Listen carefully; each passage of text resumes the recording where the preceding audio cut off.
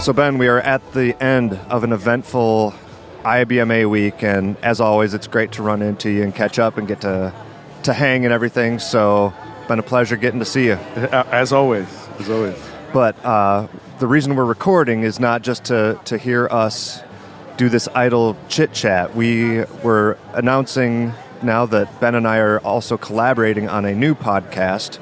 You won't get to hear my lovely voice on it, but I'm doing some editing work, and listeners will get to hear from you, though.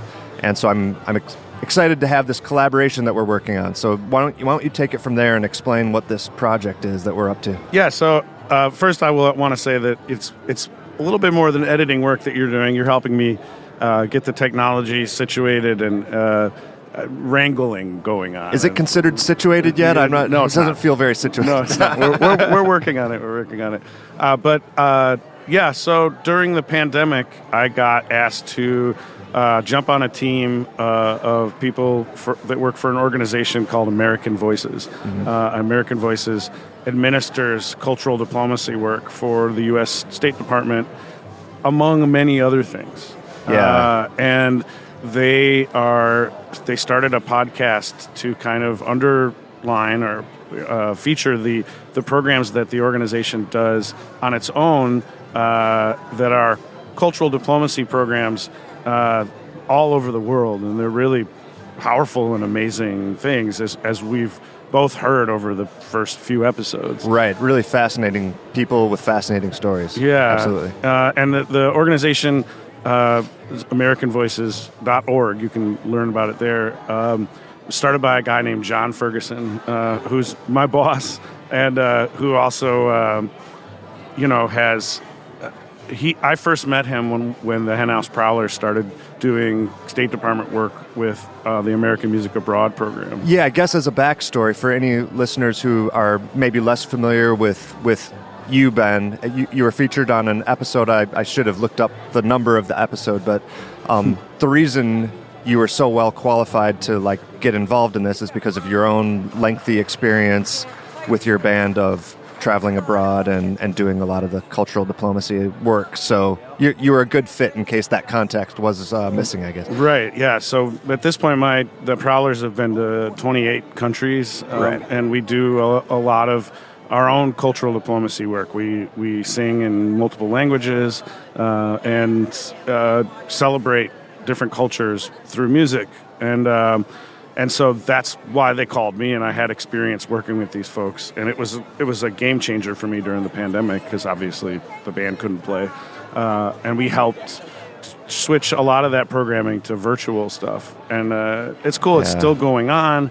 But American Voices and the programs that we're focusing on with the podcast are what this organization has done since the early 90s.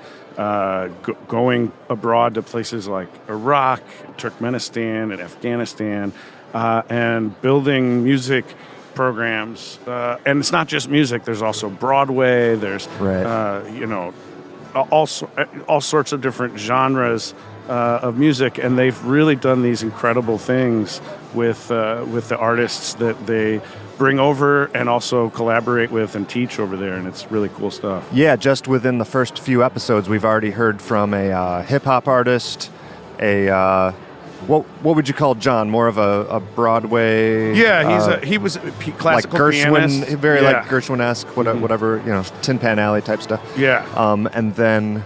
Yeah, it really runs the gamut really quickly with people from different backgrounds. Cool. Yeah, and his stories are so fascinating. And actually, I just talked to him yesterday, and I think he's finally waking up to realizing that he needs to tell more of his stories. And I think we're going to do some episodes that are just him. From John? Yeah, and I'm excited. I've spent a lot of time on the road with that guy when you have a lot of downtime, and he tells me these stories that just, that choke me up.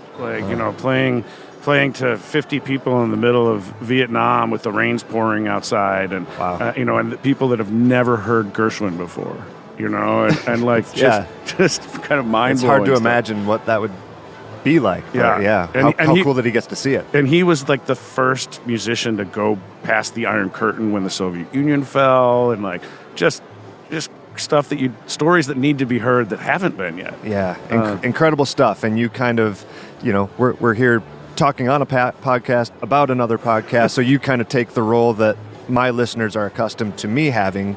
You conduct the interviews and guide the conversation along. So it's awesome to be working with you on it. How about maybe one more time? Let's make sure everyone knows what it's called. Or did I forget to cover something about it? I mean, we can talk about it as long as we want. No, not at all. I think there's some exciting stuff coming up in the next few episodes, but there's already 4 out there. And it's called the Arts on the Edge podcast. It's on all of the places you can get wherever podcasts. You're listening to this right now. You can also find Arts on the Edge. Yeah, absolutely. And when you're listening, know that behind the sonic curtain, Keith is sitting there making sure that I don't make an idiot of myself. Yeah, do not look behind the curtain. Fair warning to everybody. Yeah. So we just figured it would be interesting. Listeners, you're familiar with me, you're familiar with Ben, so this is something we're excited about. So, please check it out. Let me know what you think. And I think that's going to do it. Enjoy the rest of your weekend, man. You too, dude. Thank you so much, Keith. You bet. Right on.